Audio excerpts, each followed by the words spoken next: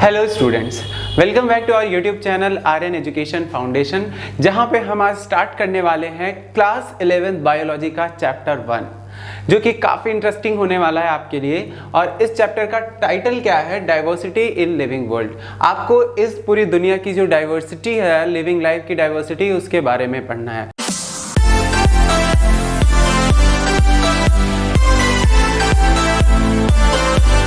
तो इस चैप्टर को स्टार्ट करने से पहले क्यों ना हम डाइवर्सिटी ही पढ़ें, डाइवर्सिटी को समझें कि एक्चुअली डाइवर्सिटी होती क्या है।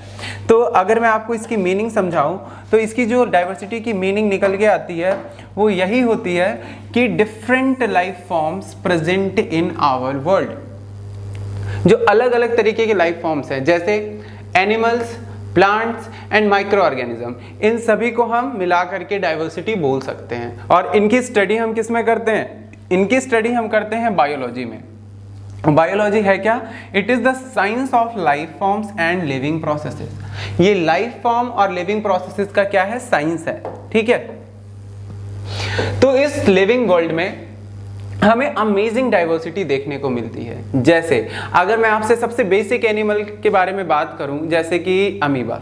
अमीबा कितना सिंपल एनिमल है कि उसके पास किसी भी लाइफ प्रोसेस को करने के लिए अपना कोई सिस्टम नहीं है। और हम अपने आप को उससे कंपेयर करें तो हमारे पास एवरी लाइफ प्रोसेस के लिए क्या है? अलग अलग सिस्टम है। Digestive system, respiratory system, excretory system and so on, ठीक है। तो ये हमारा क्या है? डिफरेंट लाइफ फॉर्म है।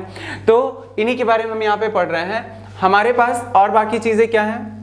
A common feature all such form of inanimate and animate object was the sense of awe or fear that they evoked.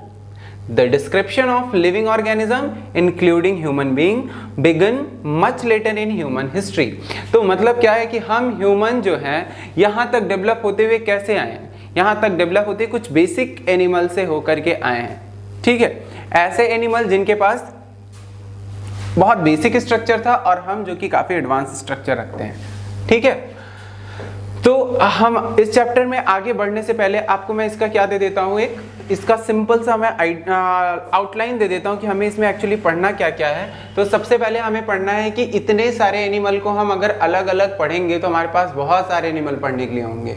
तो हम क्या करते हैं, इनके लिए हम ग्रुप्स बनाते हैं और एक सिस्टमैटिक स्टडी करते हैं। क्या करते हैं? सिस्टमैटिक स्टडी करते हैं, जहां पे हम क्या कर पाएंगे? इन बायोलॉजिकल लाइफ फॉर्म्स को हम क्या कर पाएंगे? समझ पाएंगे, ठीक है। तो यहाँ पे देखिए, systematic and monumental description of life form brought in out of necessity, detailed system of identification, nomenclature and classification. Systematics है क्या कि डिफरेंट लाइफ फॉर्म का हमें क्या करना है?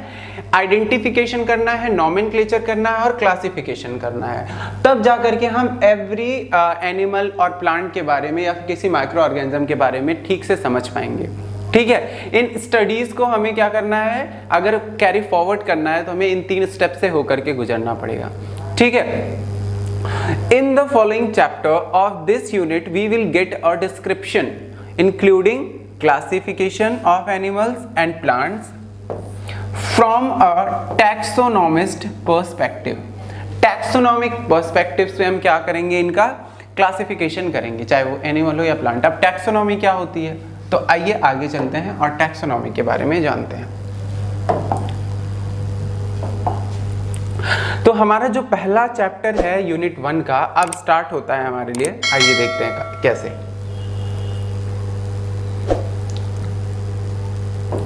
डाइवर्सिटी इन लिविंग वर्ल्ड, इसके बारे में मैंने आपको काफ़ी कुछ बताया है। तो यहाँ पे हमारे पास कुछ डिटेल्स हैं, जैसे हमारे अर्थ पे कितनी बायोडाइवर्सिटी है, इसको समझने के लिए यहाँ पे देखिए दिया है 1.7 to 1.8 मिलियन लिविंग ऑर्गेनिज्म हमारे अर्थ पे हैं। ये हमारे क्या है? बायोडाइवर्सिटी का नंबर है। सोचिए कितनी ह्यूज बायोडाइवर्सिटी है, जिसमें कितनी तो खत्म हो चुकी है। ओके, आगे चलते हैं। तो अगर हमें इन डिफरेंट बायोडाइवर्सिटी के डिफरेंट मेंबर के बारे में पढ़ना है तो हमें ऐसे डायरेक्टली ही हम उनको नहीं पढ़ेंगे। पहले हम देखेंगे कि किस कंट्री में कौन सा एनिमल पाया जाता है। जैसे मान लीजिए मैंने एक एनिमल ले लिया, शेर, ठीक है। अब इंडिया में उसे शेर कह रहे हैं, यूरोप में उसको लॉयन कह रहे हैं, कहीं कुछ और कहेंगे, ठीक है। तो इस तरह से हम क्या देख रहे हैं कि एक ही एनिमल के अलग अलग इस रीजन में दुनिया के अलग अलग नाम होते हैं, लेकिन हमें पूरी दुनिया के लोग मिल करके जब उसको पढ़ेंगे तो अलग अलग नाम से जानेंगे तो काफ़ी कंफ्यूजिंग होगा। इसलिए क्या किया गया कि उनका एक साइंटिफिक नेम रखना है, ये डिस्कस किया गया, ठीक।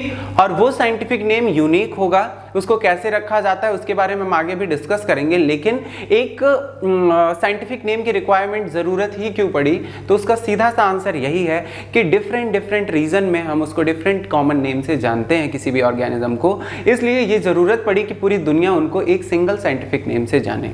और किसी भी ऑर्गेनिज्म का वही जो साइंटिफिक नेम रखने का तरीका है, that is called nomenclature. Okay, तो नॉमेनक्लेचर यही प्रोसेस है। आइए उसकी डेफिनेशन देख लेते हैं कि क्या है ये। Okay, there is a need of it to standardize the naming of living organisms such that a particular organism is known by the same name all over the world. This process is called nomenclature. मैंने आपको बता दिया, लेकिन nomenclature करने से पहले हमको identify करना होगा क्या वो सेम एनिमल ही है। तो पहले हम उसकी एक्सटर्नल बॉडी फीचर्स को देख करके पहले हम क्या करेंगे, उसको आइडेंटिफाई करेंगे कि ये शेर ही है या फिर कोई टाइगर या बाघ तो नहीं है। तो इसलिए हम सबसे उसके भी पहले क्या करने वाले हैं, हम आइडेंटिफिकेशन करने वाले हैं, ठीक है, कि क्या वही ऑर्गेनिज्म है। अब इन नेमिंग करना हमारे लिए तो आसान है नहीं, या हम तो नेमिंग कर नहीं सकते। इसके लिए क्या होगी, कोई तो अथॉरिटी होगी जो एनिमल और प्लांट का क्या करती होगी, नेमिंग करती होगी, इनको एक साइंटिफिक नेम देती होगी। तो वो अथॉरिटी कोई और नहीं है, वो अथॉरिटी यहाँ पे हम देखिए, यहाँ पे दो अथॉरिटीज हैं। पहला है international code for botanical nomenclature, ICBN। ICBN plant का वो साइंटिफिक नेम रखती है, and international code of zoological nomenclature, ICZN। ICZN क्या करेगा, ये किसी एनिमल को साइंटिफिक नेम देने वाला है। क्या देने वाला है, साइंटिफिक नेम। क्लियर। उसके बाद biologist follow universally accepted principal. Name को रखने के लिए सारे बायोलॉजिस्ट को क्या करना पड़ेगा, यूनिवर्सली एक्सेप्टेड प्रिंसिपल को फॉलो करना होगा, तभी वो नेमिंग कर सकते हैं। To provide a scientific name to known organism. अब each name has two component, उसमें दो कंपोनेंट होगा, the generic name and specific epithet, ठीक है, जिसको हम क्या बोलते हैं, कॉमनली बोलते हैं, इसको बोलते हैं कॉमनली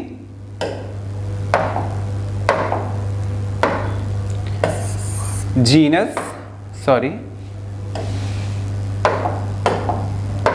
इसको बोलते हैं हम क्या, जीनस, और इसको बोलते हैं species. That is generic name and specific, ठीक।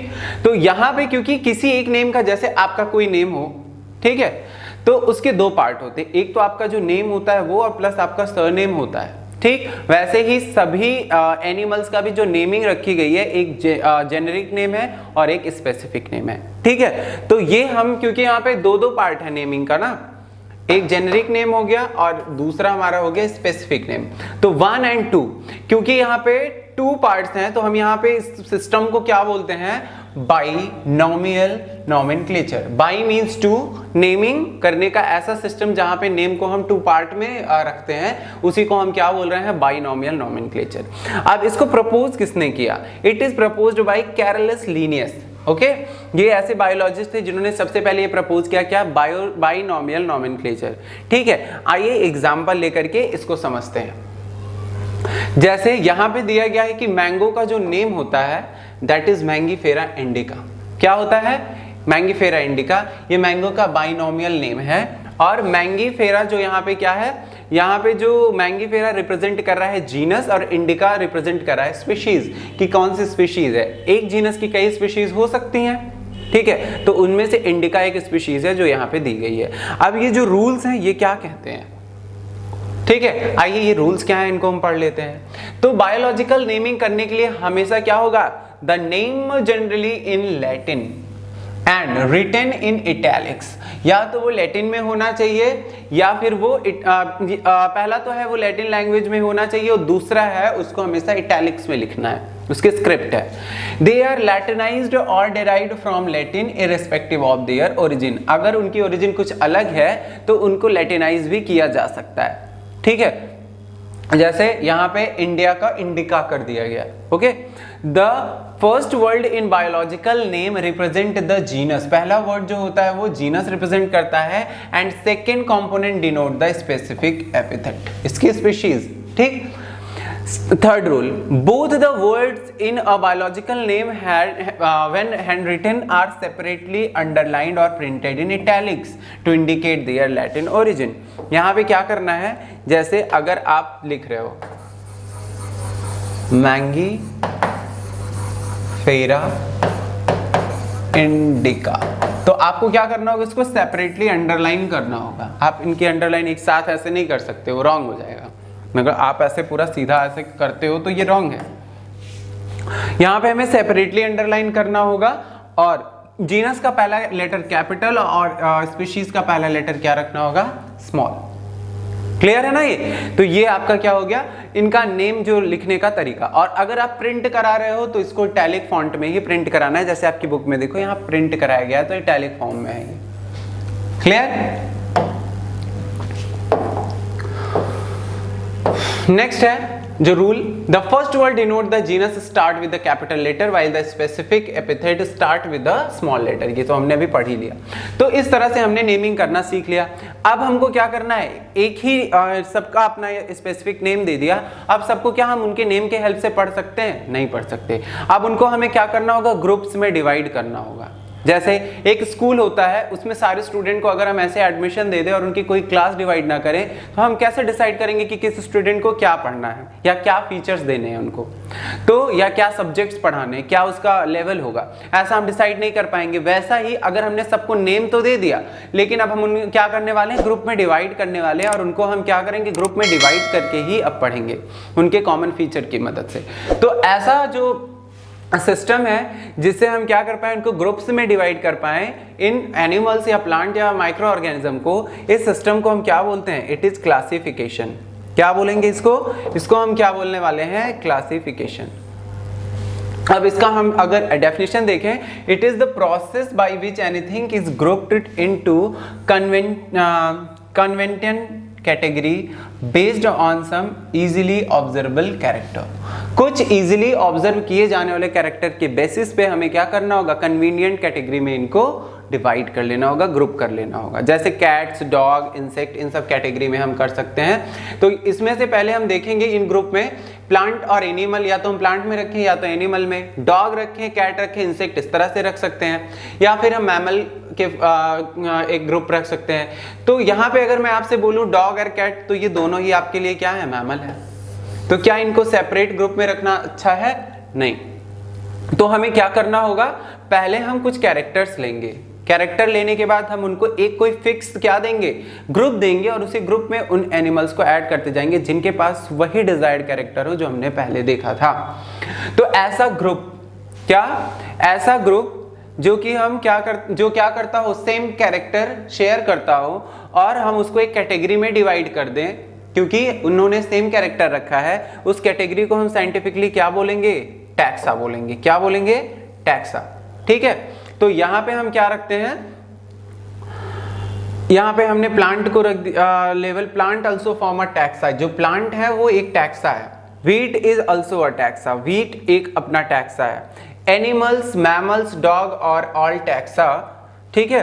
लेकिन यहां पर जो एनिमल और मैमल और डॉग है, ये डिफरेंट लेवल के टैक्सा है। मतलब यहां पे जो एनिमल है ये सबसे बड़ा टैक्सा है, उसके अंदर आने वाले मैमल्स, उसके अंदर जो मैमल है वो एक छोटा टैक्सा है, और मैमल के भी अंदर डॉग्स आते हैं, ये वो टैक्सा हो जाता है। ठीक है।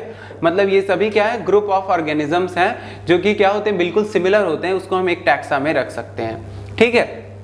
तो ऐसा साइंस जिसमें हम इन्हीं टैक्सा के बारे में पढ़ते हैं, वो साइंस क्या कहलाता है, क्लासिफिकेशन का ऐसा साइंस जहां पे हम टैक्सा के बारे में पढ़ते हैं, दैट इज क्या कहलाता है, दैट इज टैक्सोनॉमी।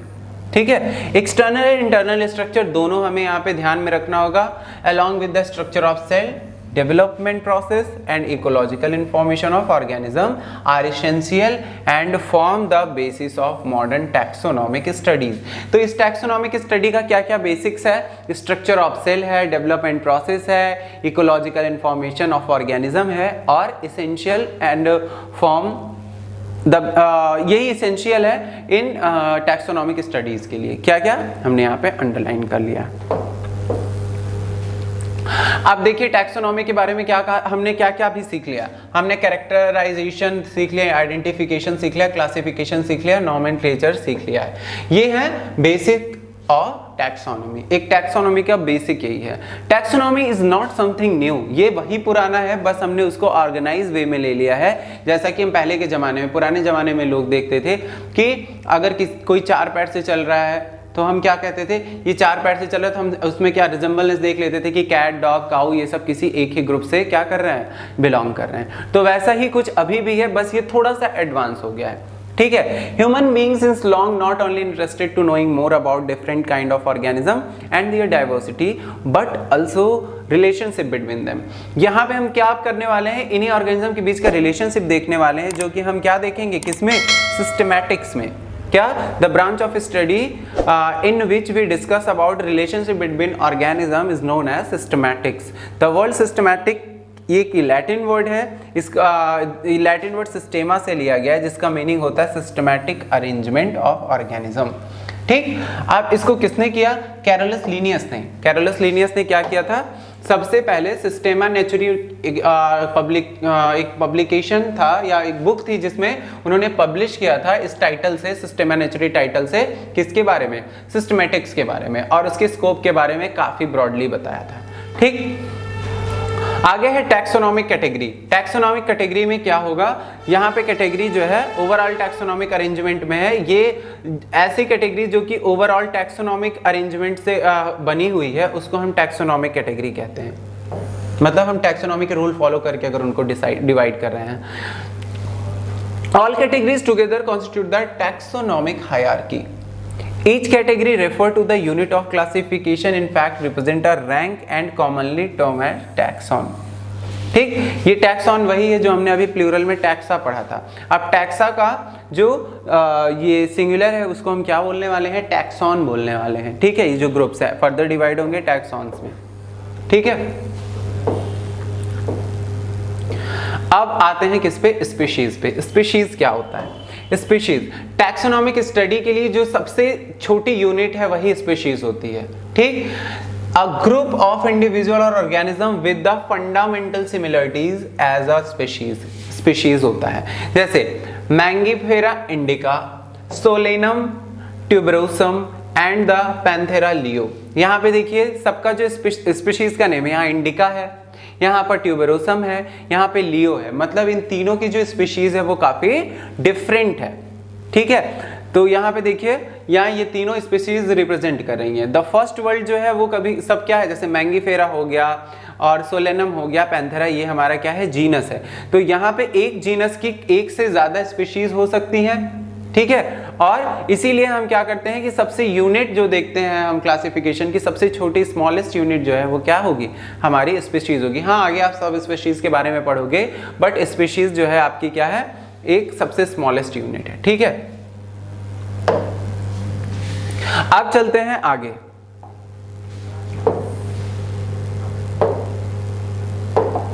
यहां पे हम क्या देख रहे हैं, यहाँ पे ह्यूमन का साइंटिफिक नेम होमो सेपियंस आपको पता ही होगा। जीनस क्या है? जीनस एक ऐसा ग्रुप है जो कि ढेर सारी स्पीशीज से मिलकर के बना होता है। ठीक, और स्पीशीज का जो मोर कॉमन कैरेक्टर, उसका कंपैरिजन हम जीनस में या जेनरा में कर सकते हैं। और जेनरा जो है एग्रीगेट होता है क्लोजली स्पीशीज के, मतलब इस जेनरा जो एग्रीगेट होता है कई स्पीशीज से। Example, potato and brinjal are two different species but both belong to the genus Solanum. जो पोटैटो होता है और जो ब्रिंजल होता है दोनों सेम जीनस के होते हैं, बस उनकी स्पीशीज क्या होती है, डिफरेंट होती है। ठीक, पैंथेरा लियो एंड पैंथेरा पैराडस, दोनों जो है पैंथेरा वर्ड है, मतलब जीनस सेम है, बस इनकी स्पीशीज क्या, यहाँ पे लियो है, यहाँ पे पैराडस है, जो कि काफी डिफरेंट है। ठीक है, तो मतलब जीनस एक हो सकता है और उसकी डिफरेंट स्पीशीज हो सकती है, मतलब कई स्पीशीज मिलकर के एक जीनस को डिनोट करती हैं। ठीक है। नेक्स्ट है फैमिली। What is family?